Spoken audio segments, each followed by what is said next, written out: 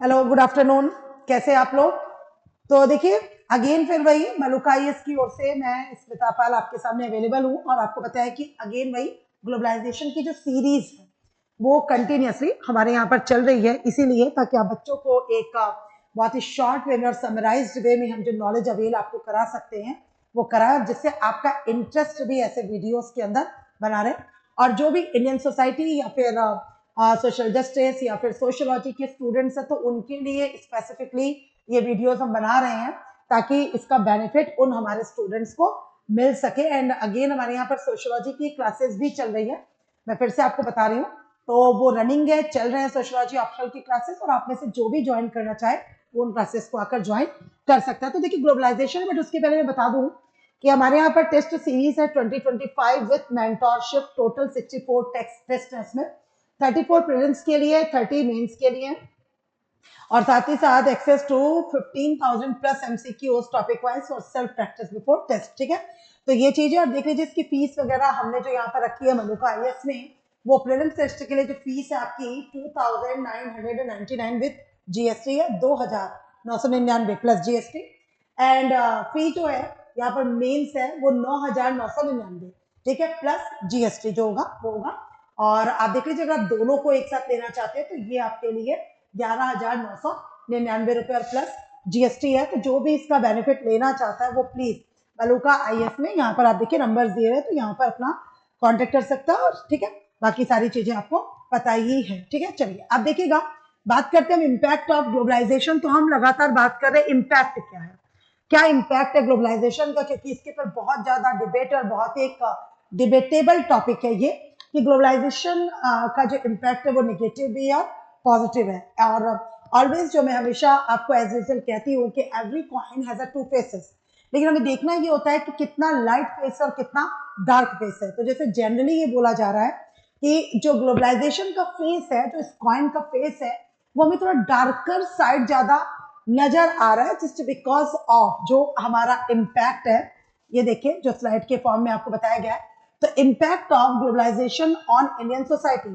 तो सोसाइटी के ऊपर जो इसका इम्पैक्ट है वो हमें थोड़ा डार्कर ज्यादा नजर आ रहा है, क्योंकि बहुत सारे कल्चरल ट्रेडिशनल जो चेंजेस हैं एक्सेट्रा वो हमें अपनी इंडियन सोसाइटी में बेसिकली देखने को मिल रहे हैं।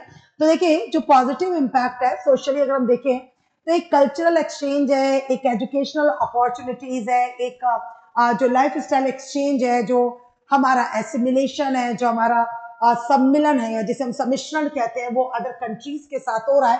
तो yes of course these are the good points. Plus diplomatic relations हमारे बहुत अच्छे हो रहे हैं, पॉलिसी रिफॉर्म्स हमारे यहाँ पर बहुत अच्छे हो रहे हैं, ऑब्वियसली क्योंकि हमारा एसिमिलेशन हो रहा है, हम दूसरे कंट्रीज से मिल रहे हैं, दूसरे देशों से मिल रहे हैं, हमारा जाना आना है, हमारे लोग वहां जा रहे हैं, वहां के लोग हमारे यहाँ पर आ रहे हैं।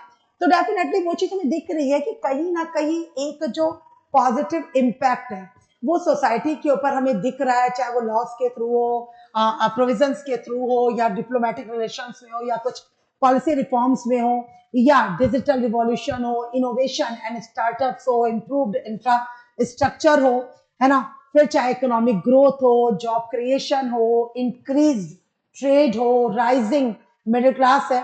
तो ये सारी चीजें हैं जो हमें दिख रही हैं कि हाँ ये सब पॉजिटिव इम्पैक्ट में आ रही है। कुछ कल्चरल इम्पैक्ट भी है पॉजिटिव हमारे लिए, जैसे कि कल्चरल जो हाई ब्रिडाइजेशन है, ये मीडिया एंड एंटरटेनमेंट है, एनवायरमेंटल इम्पैक्ट है, रिसोर्स एक्सप्लॉयटेशन है, अवेयरनेस एंड एक्शन है ना।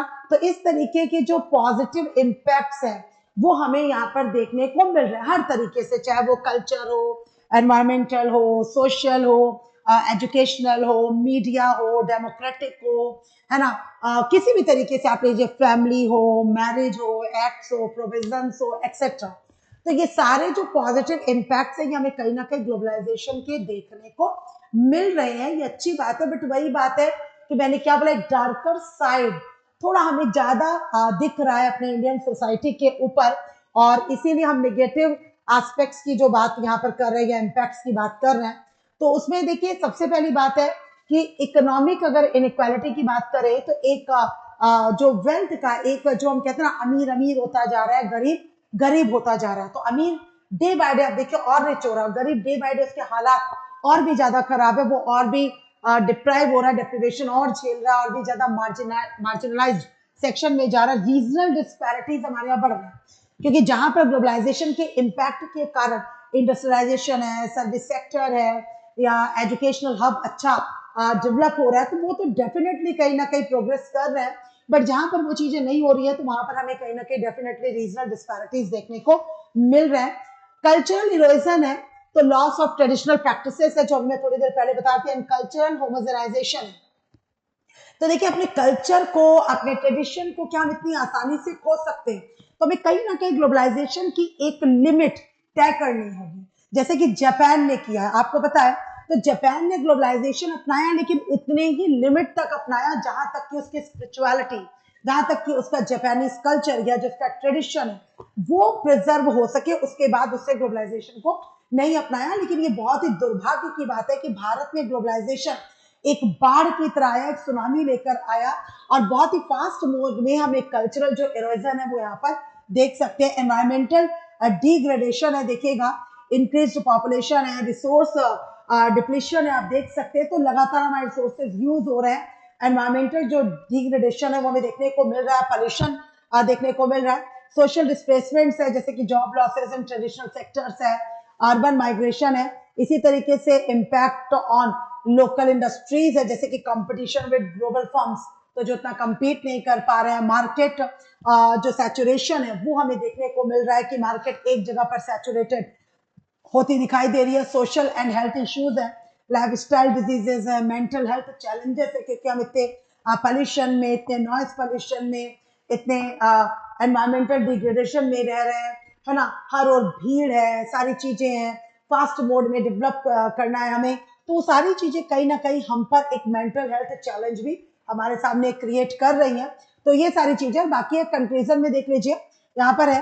तो मैंने वही बोला कि कंक्लूजन यही है इसका कि ये एक ऐसा प्रोसेस है जो शायद एंटर तो किसी भी कंट्री में हम अपने मन से करा सकते हैं बट इसका एग्जिट नहीं हो सकता।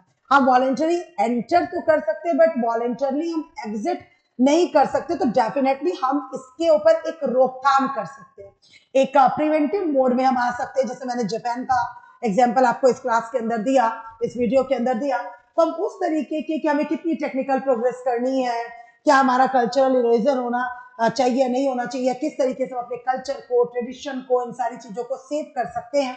तो उस तरीके से करते हुए अगर हम काम करते हैं तो डेफिनेटली हम कह सकते हैं कि ग्लोबलाइजेशन हमारे लिए एक बूम साबित होगा, ना कि एक कर्ज होगा।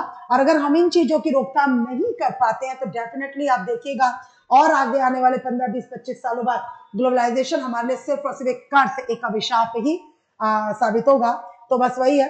और आप देख लीजिए इस तरीके के मेंस के प्रैक्टिस के क्वेश्चन भी हैं जो आप देख सकते हैं, ठीक है। तो आप ये जो वीडियो में दिया गया है तो आप प्लीज इनको लिखिएगी। हमने एक नया काम शुरू किया है कि इस तरीके के टॉपिक्स हम आपको क्वेश्चंस भी दें ताकि जो हमारे वीडियो देखने वाले स्टूडेंट्स हैं, है ना, तो उनको ये भी फायदा मिले और अपने कमेंट्स के तौर पर आप इनका आंसर भी दे सकते हैं, अपने कमेंट्स दे सकते हैं कि आपको इन वीडियोस कैसे लग रहे हैं, आप कुछ और चेंजेस इसमें चाहते हैं तो डेफिनेटली वो भी हम आपकी सलाह को यहाँ पर आमंत्रित करते हैं। तो ये मेंस का एक प्रैक्टिस क्वेश्चन है जिसको आप देखिए और चाहे तो आप इसको अटेम्प्ट कीजिए, है ना। बाकी ये जो मंथली है आपको पता ही है, ये मैंने पहले बताया था, तो करंट अफेयर्स के लिए है, तो इसका भी देखिए फायदा आप यहाँ पर ले सकते हैं, ठीक है। चलिए, okay, thank you so much, thank you so much.